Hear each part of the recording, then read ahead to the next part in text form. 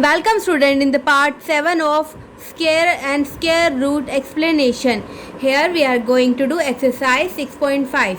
This is the last exercise of this chapter, square and square root. Here we are going to do word problems involving square and square roots. Square and square root की help से हम जो daily life में हम जो problem हमें दिखती हैं, कुछ क्वेश्चंस हमारे माइंड में आते हैं या कुछ पजल्स आ जाती हैं, उसे किस तरह से सॉल्व किया जाता है वो आज हम स्क्वायर एंड स्क्वायर रूट्स की हेल्प से सीखेंगे.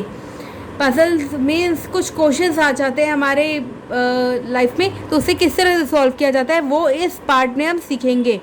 So let's start with the very first question. For a Republic Day parade, a group of 225 cadets are to be arranged in a square formation. Find the number of rows and the number of cadets in each row in the formation. So हमें यहाँ क्या given है? हमें यहाँ given है total number of cadets. Total number of cadets आपको कितने given है? 225 पर्सन्स हैं आपके. ओके, आपको ने इस तरह स्क्वायर फॉर्म में रखना है, स्क्वायर फॉर्मेशन में रखना है कि नंबर ऑफ रोज एंड हर एक रो में कितने कैंडिडेट्स हैं वो बताने हैं आपने. अब इसने क्वेश्चन ने हमें एक हिंट दे दिया है कि आर टू बी अरेंज ना स्क्वायर फॉर्मेशन में रखना है. सो यहाँ पे हमें सिंपल मिल गया कि number of rows. Square formation में क्या होता है? In square formation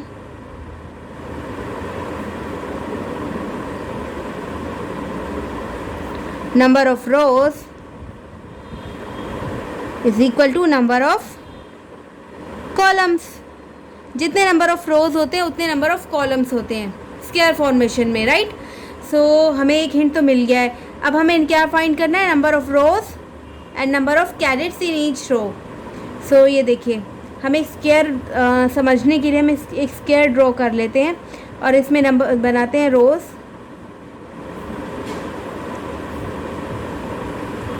1 2 3 4.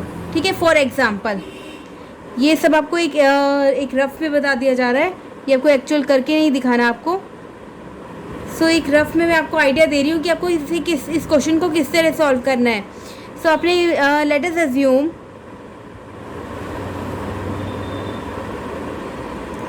कि ये 1 2 3 4 and this is 5. Number of रोज कितनी है आपकी? 5 है. तो नंबर ऑफ कॉलम्स भी कितने होंगे? 1 2 3 4 5. 1 2 3 4 5, राइट. नंबर ऑफ रोज है आपकी 5 एंड नंबर ऑफ कॉलम्स है आपके 5. 1 2 3 4 5. नंबर ऑफ कैडेट्स हम इन्हें मान लेते हैं 1 में ये है, 2 है, 3 है, 4 है, 5 है. यानी जितने नंबर ऑफ रोज हैं उतने ही नंबर ऑफ कैडेट्स हैं. हर एक रो में उतने ही कैडेट्स हैं. ठीक है, 1 2 3 4 5, राइट. सो हम इनको टोटल करें तो यानी टोटल नंबर ऑफ रोज या टोटल नंबर ऑफ कैडेट्स कितने होंगे? अगर हम इसी क्वेश्चन की बात करें, नंबर ऑफ रोज हमें गिवन है और नंबर ऑफ कैडेट्स भी हर एक में रख दिया गया है, प्लेस कर दिया गया है.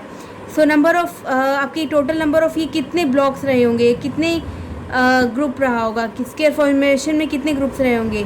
Of course we can do like this. 5 × 5 25 होंगे total.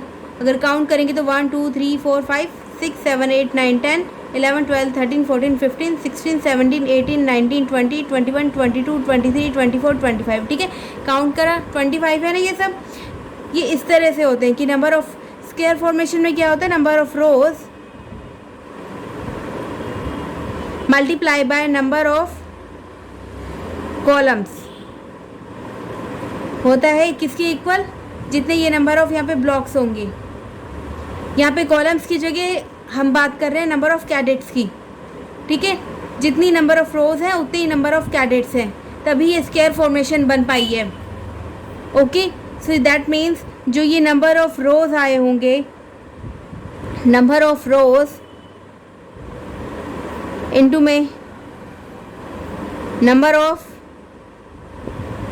Cadets in each row is equal to total number of cadets.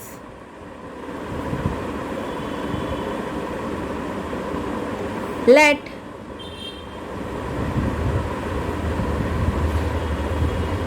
and one more thing, number of rows is equal to number of cadets, right? So let number of rows, number of cadets in each row, right? So let number of rows is equal to x, then number of cadets in each row is of course x, ठीक है. So according to question, so हमारा ये क्या होगा, number of rows into number of cadets in each row is equal to total number of cadets. X into x, x square होता है 225. सो x क्या आ गया हमारा, स्क्वायर इस साइड जाएगा, इक्वल किस साइड, तो स्क्वायर रूट बन जाएगा. और 225 का स्क्वायर रूट क्या होता है, 15. सो number of rows is 15 and number of cadets in each row is again 15. Okay, this is the solution of this question. So let me explain you one more time. Okay, total number of cadets हमें given थे 225. Square formation में क्या होता है, number of rows and number of columns equal होते हैं, right. हमने ये नंबर ऑफ कॉलम्स की जगह ले लिए number of cadets in each row, right. Number of rows हमने लेटर से ज्यूम एक एग्जांपल लेके हमने देखा कि नंबर ऑफ अगर रोज हम 5 लेते हैं, नंबर ऑफ कॉलम्स यानी हर एक रो में आप कैडेट्स 5 ले लेते हैं, राइट. सो आप क्या नंबर ऑफ कॉलम्स के लिए हमने नंबर ऑफ कैडेट्स ले लिया यहाँ पे. तो हमने फाइंड किया कि हमारा जो टोटल नंबर ऑफ जो आ रहे थे, ग्रुप्स बन के आ रहे थे, वो आ रहे थे 25. दैट मीन्स 5 क्रॉस 5, जितने number of columns multiply by number of रोज, ठीक है. सो दैट मीन्स अगर हम इसमें लेते हैं, एक बड़े नंबर पे लेते हैं 225 पे, तो हम यहाँ पे भी वही प्रूफ कर सकते हैं. तो हमें मिल गया कि number of rows into number of columns, जो टोटल नंबर ऑफ इसकी हो जाएगा, right.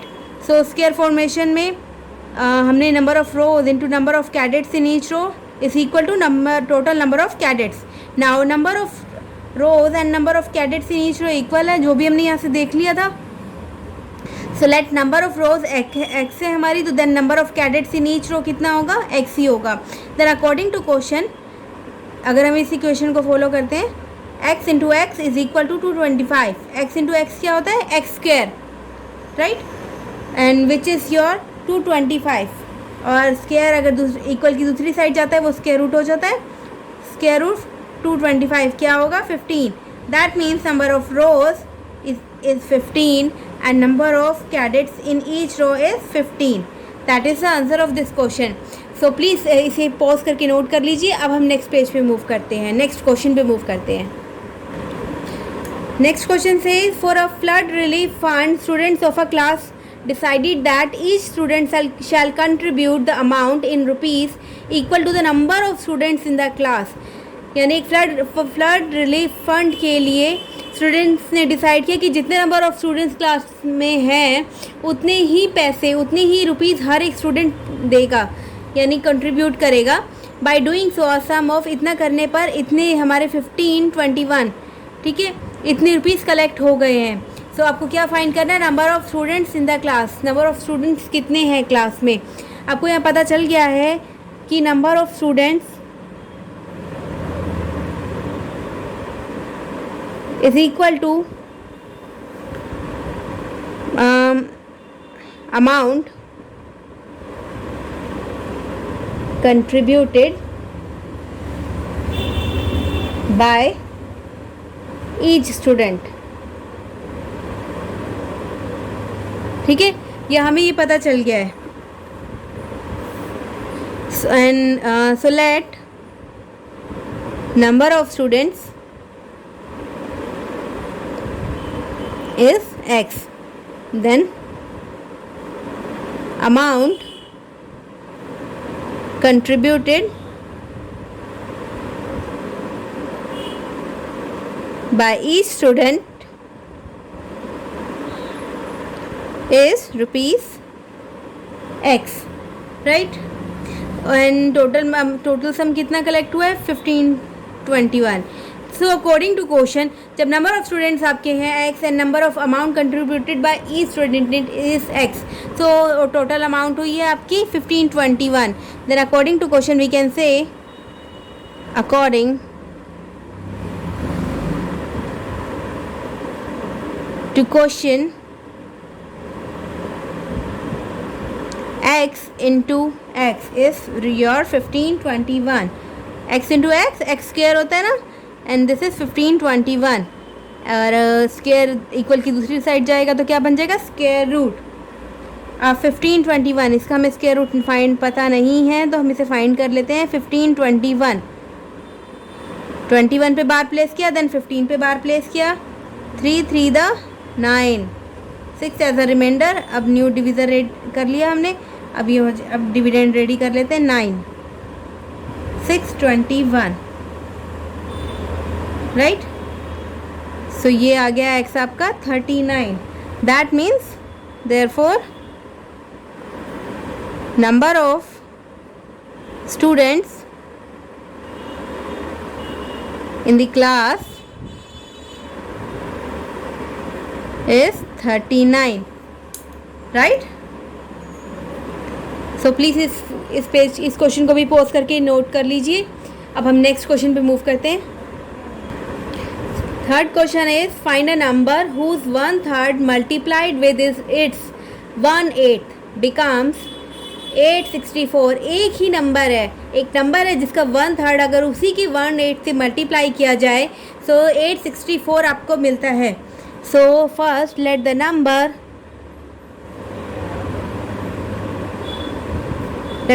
be x. Then according to question, 1/3 of this number when multiplied by 1/8 of this number will becomes 864. So अब x into x क्या हो गया, x square, और ये कितना हो गया 24. 864 आपके इससे मल्टीप्लाई हो जाएगा 24 से. ये डिवाइड में है, यहाँ इस साइड जाएगा, इक्वल की दूसरी साइड जाएगा, मल्टीप्लाई में हो जाएगा. ये हो जाएगा आपका 20736, राइट. अब x स्क्वायर अगर दूसरी साइड जाएगा तो इक्वल की वो स्क्वायर रूट बन जाएगा 20736. स्क्वायर रूट फाइंड करना है अब हमें इस नंबर का. इस साइड फाइंड कर लेते हैं हम 20736. Now let's start first putting the bar on this number. We will start from the right side से start करेंगे ना. पहले 36 पे, then 07 पे, और फिर 2 पे रह जाएगा, राइट. 1 1 द 1 1107, और यहाँ आ जाएगा 2 4. यहाँ पे भी लिखना भूल गई मैं, 4 1136. नया डिवीज़न रेडी है, और यहाँ हो जाएगा 14 to the 28. सो यहाँ पे मैंने रखा 4. 28 4 द 4 को 4 से मल्टीप्लाई किया, आपका है 1136, राइट. x की वैल्यू आ गई आपकी 144. Therefore the required number is 144. यही है आपका आंसर इस क्वेश्चन का. नेक्स्ट क्वेश्चन, फोर्थ क्वेश्चन है find the cost of putting a wire along the boundary of a square field. एक स्क्वायर फील्ड है, राइट. एक स्क्वायर बना लिया हमने, right. Find the cost of putting a wire along the boundary of a square field. इस boundary के along आपने एक वायर पुट करनी है, रखनी है. Square field of area 625 hectare. Area दे रखा है आपको स्क्वायर फील्ड का 625 हेक्टेयर. इफ वायर कॉस्ट ₹15 पर मीटर, 15 पर मीटर, ओके. 15 रुपये पर मीटर है आपकी वायर का कॉस्ट. पर मीटर के लिए 15 रुपीज़ लगेगा, और एरिया आपको गिवन है फर्स्ट हमें क्या पता होना चाहिए, हमें एरिया तो गिवन है स्क्वायर का, पर अगर हमें इसकी बाउंड्री पे लगानी है, वायर पुट करनी है, तो हमें पता होना चाहिए इसकी लेंथ कितनी है, देन इसकी, देन इसकी, देन इसकी। बट हमें पता है क्योंकि एक स्क्वायर में तो सारी साइड्स इक्वल है, अगर हमें एक भी साइड्स पता है तो दैट मीन्स हम उसे 4 से मल्टीप्लाई करके, 4 साइड्स होती है ना, 1 2 3 4, 4 से मल्टीप्लाई करके हम इस पता लगा सकते हैं इसका पैरामीटर कितना है, इसकी बाउंड्री कितनी है। बाउंड्री पता चल गई तो हम आगे भी सॉल्व हो जाएगा। तो पहले स्टार्ट करते हैं। एरिया ऑफ स्क्वायर फील्ड जो कि हमें गिवन है,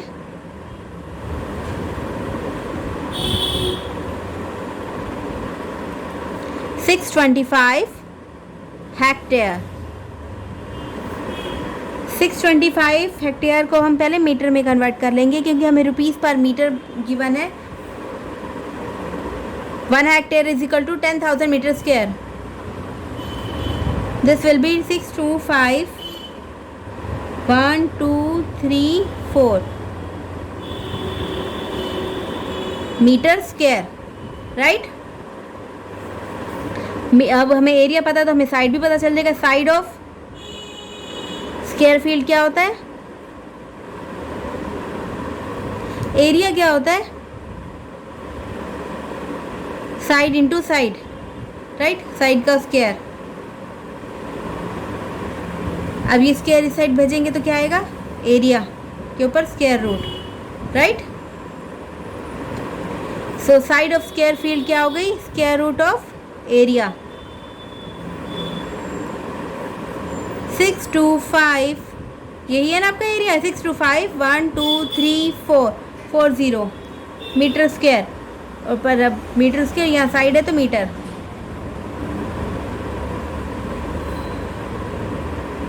सिक्स 25 का स्क्वायर रूट क्या होता है, 25 होता है। एक बार फिर भी आपको कैलकुलेट करके दिखा देते हैं। 625 1 2 3 4, राइट। सो बार प्लेस कर दिया पहले यहाँ पर। 2 to the 4 2 2 5 4 5 5 2 2 5। अब ये 0 0 है, 0 0 है, ऑफकोर्स ये जाएगी नहीं। सो ये आ गया आपका 2500 मीटर, यानी इतनी आ गई आपकी एक साइड की लेंथ 2500 मीटर। ठीक है, जब आपको एक साइड की लेंथ पता है देन, और तो पूरी वायर की लेंथ कितनी होगी, पूरी लेंथ कितनी होगी, 4 इंटू 4 साइड्स है ना, तो 4 into 2500। So length of wire we can say, total length of wire, total length of wire is equal to parameter of square field. Parameter क्या होता है, this side plus this side plus this side plus this side, parameter of square field.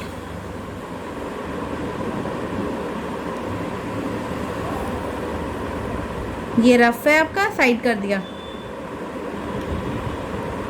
Right. तो यानी जो कि parameter क्या होता है, 4 into side, 4 into 2500 metre, that is your 1 2 3 4 इतना metre, right. So cost of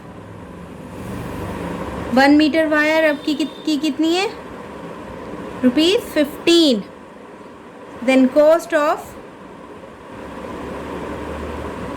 10,000 metre wire is your ₹15 into 1 2 3 4 15, this is your 1,50,000। इतना होगा इसका आंसर। 1 मीटर की वायर के लिए कितने लगते हैं, ₹15। तो 10,000 मीटर वायर के लिए कितने लगेंगे, 1,50,000 रुपीज़, राइट। सो प्लीज़ इस पेज को पोस्ट करके भी, इस वीडियो को पोस्ट करके इस क्वेश्चंस को, इन क्वेश्चंस को भी नोट कर लीजिए। Let's move to the question 5। Fifth question का A part says if two sides of a right angle triangular park be 24 metre and 10 metre respectively, find the length of its hypotenuse. या that means एक right angle triangular park की, right angle, let's say right angle हमारा इस point पे है, ठीक है। If two sides हमें गिवन है राइट एंगल ट्रायंगुलर पार्क की और हमें हाइपोटेनस निकालनी है, ठीक है। सो हम लेट अस अज्यूम कि ये 24 मीटर है, your A B C and this is your 10 metre, और हमें ये हाइपोटेनस इसकी कैलकुलेट करनी है। Late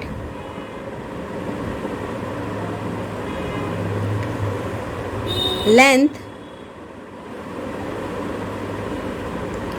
of right angle triangular park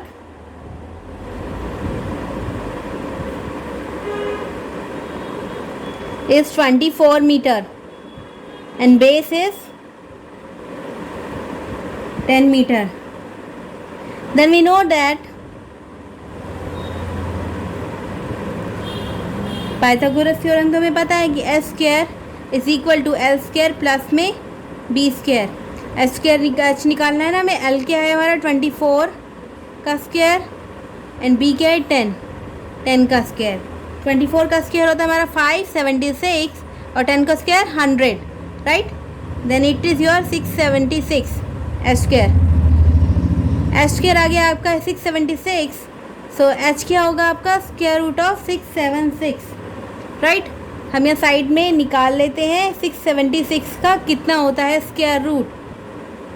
पहले बार प्लेस किया 76 पे, देन 6 पे, ये हो जाता है 2 to the 4, 276 और यहाँ पे new divisor 2 to the 4, 6, 6, 276। So H आ गया आपका 26 meter, right? This is the answer of this question, 26 meter. Now the fifth question का B part says in a right triangle XYZ, एक right triangle है XYZ,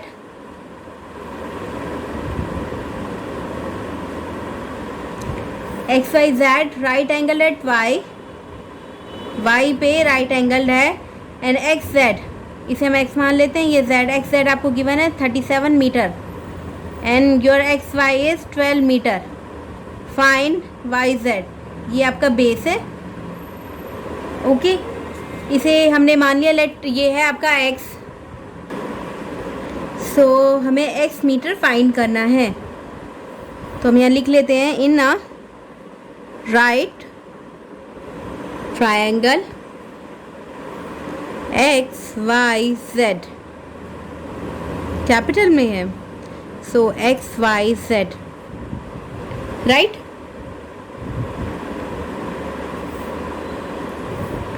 आपका XZ तो है 37 metre which is your hypotenuse and your XY is 12 metre which is your length,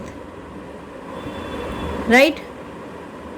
And you have to find YZ, x meter to find, which is your base ultimately. So we know that according to Pythagoras theorem h square is equal to l square plus में b square। आपको b find करना है तो हम इसे इस तरह से लिख देते हैं, H square minus L square is equal to B square. ये एल स्क्वायर इस साइड पहुंचा दिया हमने, इक्वल की साइड प्लस में, यहाँ प्लस में, तो इस साइड जाके इक्वल की इस साइड जाके माइनस का हो जाएगा, और हम इसे सिंपली इसलिए लिख सकते हैं एल स्क्वायर।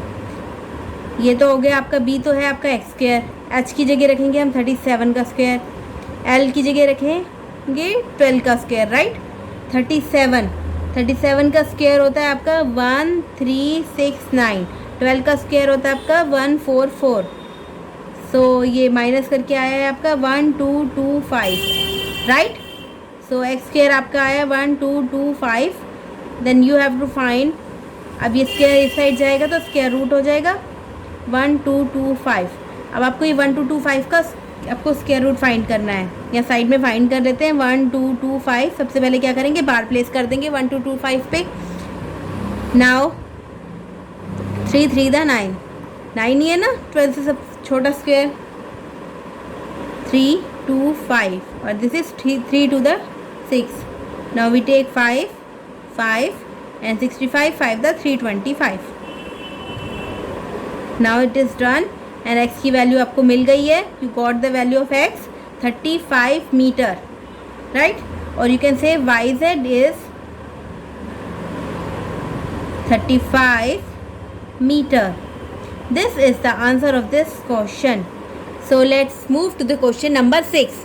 प्लीज़ इस वीडियो को पॉज करके इन क्वेश्चंस को नोट कर लीजिए।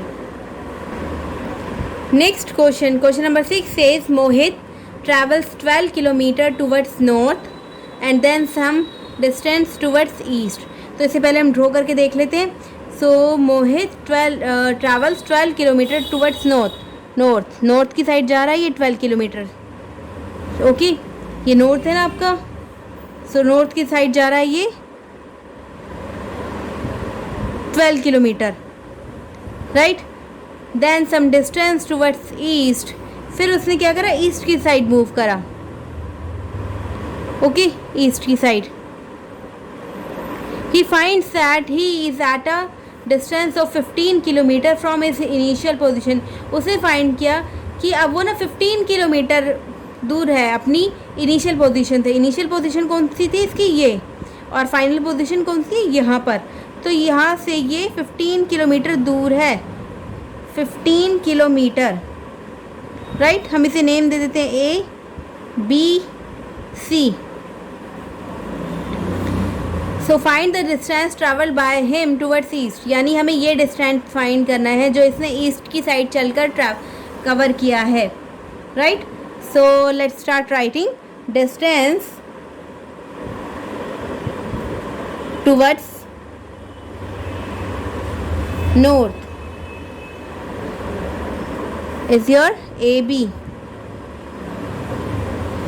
12 kilometer, and distance from initial position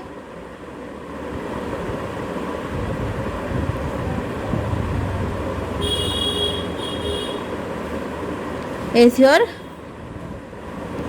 AC, 15 kilometer। Now let distance traveled by Mohit towards east, distance traveled towards east is your BC is equal to x kilometre. x kilometre हमने माना कि x kilometre वो चला होगा। So therefore हमें पता है कि आपका ये अल्टीमेटली एक राइट ट्रायंगल फॉलो कर रहा है, ठीक है। ये सीधा सीधा चला है यहाँ पर नॉर्थ की तरफ, देन ईस्ट की तरफ, और ये एक राइट एंगल फॉर्म कर रहा है, ठीक है। Here it is following right angle, right triangle बन चुका है। तो यहाँ पे हम पाइथागोरस थ्योरम अप्लाई कर सकते हैं।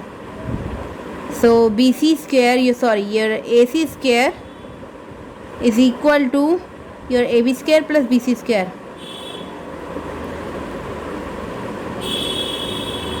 AC is your 15 square, AB is your 12 square, and you have to find BC square, that is your x square।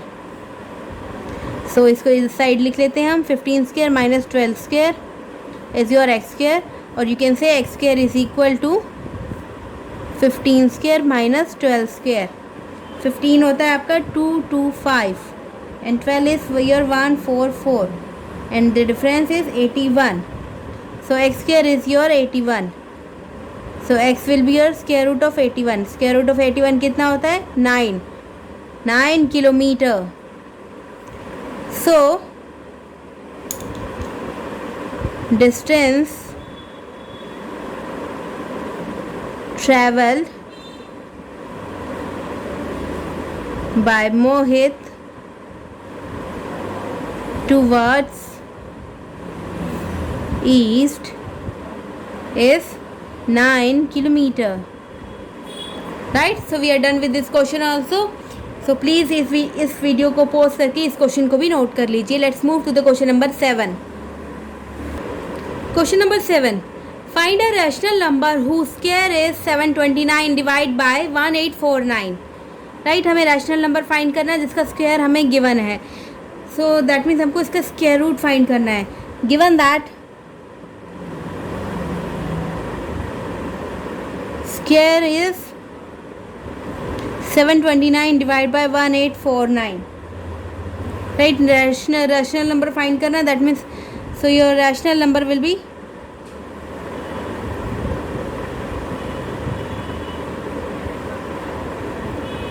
Square root of,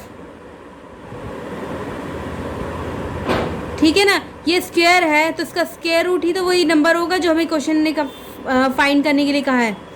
सो 729 और 1849 का हम क्या करेंगे, सबसे पहले स्क्वायर रूट फाइंड कर लेंगे. रैशनल नंबर क्या होते हैं, जो पी बाई क्यू की फॉर्म में अवेलेबल होते हैं ना, पी बाई क्यू की फॉर्म में होते हैं, और ये पी बाई क्यू की फॉर्म में ही है. ठीक है, सो सबसे पहले हम क्या करते हैं, 729 एंड 1849. हमने ये अभी लास्ट पढ़ा था, लास्ट टू लास्ट वीडियो में देखा था हमने. अगर इस तरह की फॉर्मेशन आ जाए, यानी root X by root Y हो, तो क्या कर सकते हैं, हम उसे रूट एक्स अपॉन में रूट वाई लिख सकते हैं. तो इसे इससे लिख सकते हैं 729 डिवाइड बाय 1849. राइट, ऐसे लिख सकते हैं हम इसे, यानी दोनों स्क्वायर रूट अलग अलग कर सकते हैं. हमने पार्ट 5 में देखा था, इस वीडियो में पार्ट 5 में देखा था कि कैसे हम स्क्वायर रूट फाइंड करते हैं फ्रैक्शंस नंबर के.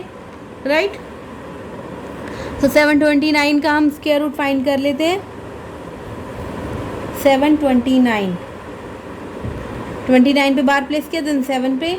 It is here 2 to the 4, 329, और यहाँ पे हो जाएगा 4. कौन सा नंबर प्लेस करें, 7 प्लेस किया, यहाँ 7 किया, 329. और अब 1849 का हम फाइंड करते हैं स्क्वायर रूट 1849 का. सो 49 पे बार प्लेस किया, देन 18 पे बार प्लेस किया, 4 4 द 16, 2 49. राइट, और ये हो गया आपका 4 to the 8. नाउ कौन सा नंबर प्लेस करें, हमने 3 करा, यहाँ पे भी 3 लिख दिया. 83 3 the 249. So your rational number is, इसे हम साइड में लिख लेते हैं थोड़ा. Rational number is 27/43. Right, this is answer, क्योंकि आगे और कोई फॉर्म, आगे ये एक दूसरे से डिवाइड नहीं हो सकते किसी भी तरह से. सो यही इनकी स्टैंडर्ड फॉर्म है. सो rational numbers is your 27/43. So let's move to the question number 8. Right? It says there are 1,000 students in a school. They are made to stand in such a manner that number of columns and number of rows of students are the same. How many students are left? Number of students कितने हैं school में, 1000. Number of students in a school is 1000. Right, and here it is given, let number of columns and number of rows of students are same. The number of columns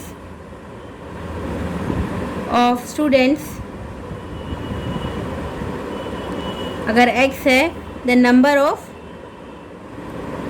rows of students कितनी होंगी, x ही होंगी. As according to the question ने कहा है ना, number of columns and number of rows of students are same. ठीक है, how many students are left, यानी आपने क्या करा, 1000 स्टूडेंट्स को इस तरह से खड़ा किया है कि नंबर ऑफ रोज जितनी है उतनी ही नंबर ऑफ कॉलम्स हैं. तो अब आपको ये बताना है कि कितने स्टूडेंट्स उस रोज कॉलम में फिट नहीं हुए हैं, कितने रह गए हैं जो उस रोज कॉलम में प्रॉपर स्क्वायर फॉर्मेशन में नहीं आ रहे हैं. राइट, तो हम क्या कर लेते हैं, फर्स्ट ना इस 1000 का ना स्क्वायर रूट फाइंड कर लेते हैं. 3 3 द 9. राइट, 1 रह गया, 100. एंड देन योर ये हो गया 3 to the 6. अब यहाँ पे क्या रखें, ऑफकोर्स 1 ही रखना होगा, उससे बड़ा नंबर तो 100 से बड़ा हो जाएगा 1. So it is your 61 and we are left with 39. That means कि हमारे पास ये सेज कि 31 into 31, राइट. स्क्वायर रूट हमें क्या फाइंड हुआ है, 31 अप्रॉक्सीमेटली. सो यानी 31 into 31 स्टूडेंट्स अरेंज हो गए होंगे. आपका एक्स आपको मिल गया है, ठीक है. एक्स आपका क्या है, 31. दैट मीन्स आपका 31 into 31 जो आपकी रोज़ एंड कॉलम्स में अरेंज हो गए हैं. यहाँ पे ये 31 आपकी रोज़ रही होंगी और 31 आपके कॉलम रहे होंगे. ये तो अरेंज हो गया, राइट. बट अभी भी कुछ स्टूडेंट्स बचे हैं, वो कितने हैं, 39, राइट. तो स्टूडेंट्स 39 स्टूडेंट्स आर लेफ्ट जो स्क्वायर फॉर्मेशन में नहीं आ सके हैं. जो आपका रिमाइंडर बचा है वही तो आपके स्टूडेंट्स लेफ्ट हैं. ये तो 31 into 31 एकदम प्रॉपर फॉर्मेशन में सेट हो गया है, और इतने स्टूडेंट्स रह गए हैं जो स्क्वायर फॉर्मेशन में जो उस वे में स्टैंड नहीं हो पाए हैं, right. So we are done with this question. Let's move to the last question, question number 9 of this exercise 6.5. Please इस वीडियो को पॉज करके नोट कर लीजिए इस क्वेश्चन को. Question number 9. There are 600 plants. They need to be planted in such a manner that number of rows and number of columns of plants are same. How many more plants are needed to complete this arrangement? हमारे पास 600 plants हैं, right? So और हमें कितने number of rows and number of columns same है. इस तरह से arrange करना है. बट हमारे पास कुछ प्लांट्स की नीड अभी और होगी, तो हमें वही पता करना है हमें कितने प्लांट्स और चाहिए ताकि हमें उस अरेंजमेंट को पूरा कर सकें कि जितने नंबर ऑफ़ रोज़ होंगे उतने ही नंबर ऑफ़ कॉलम्स भी होंगे. सो हमें इसे किस तरह करना है, तो पहले हम लिख देते हैं नंबर ऑफ़ प्लांट्स कितने हमारे. Number of plants is 600. According to question number of rows is equal to number of columns. So let ये हैं आपके x, right. and so हम क्या कर लेते हैं, सबसे पहले 600 का स्क्वायर रूट फाइंड कर लेते हैं, right. Square root of 600. इस एक्सरसाइज में सारे क्वेश्चंस आपके स्क्वायर एंड स्क्वायर रूट से ही सॉल्व होंगे. सो पहले 0 0 पे बार प्लेस कर दिया इस पेयर पे, देन 6 पे किया. सो it is 2 to the 4 and it is now हम ये 2 का डबल क्या होता है 4. यहाँ पे ले लिया हमने 4 4 1 76. So we are left with 24. Okay, आगे डिवाइड नहीं होगा. सो दैट मीन्स कि 24 into 24 आपका समथिंग जो आपका number of rows into number of columns, right. X की वैल्यू आपको मिल गई है, एक्स आपका मिल गया 24.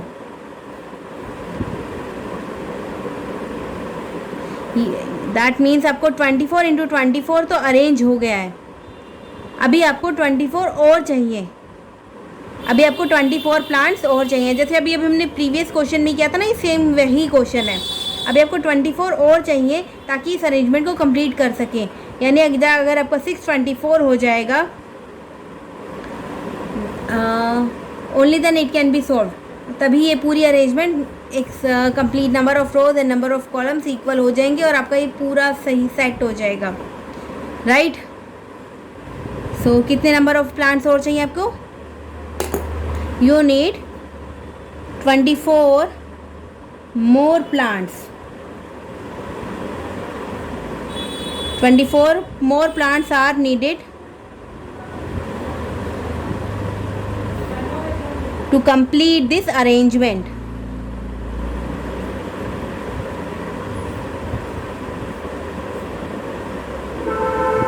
Right? So we are done with this question and this exercise, and again and the last part 7 of the this video is finished, and we are done with also the square and square root explanation. So ये यहाँ पे finish हो गया है. So square and square root I hope आपको समझ आ गया होगा. ये इसके 7 पार्ट्स हमने क्रिएट किए हैं. और आपको ये अगर ये वीडियो सही लगे then thanks. Okay, and we will be doing the next हमारी वीडियो होगी रैशनल नंबर्स पे. So thank you for watching this video.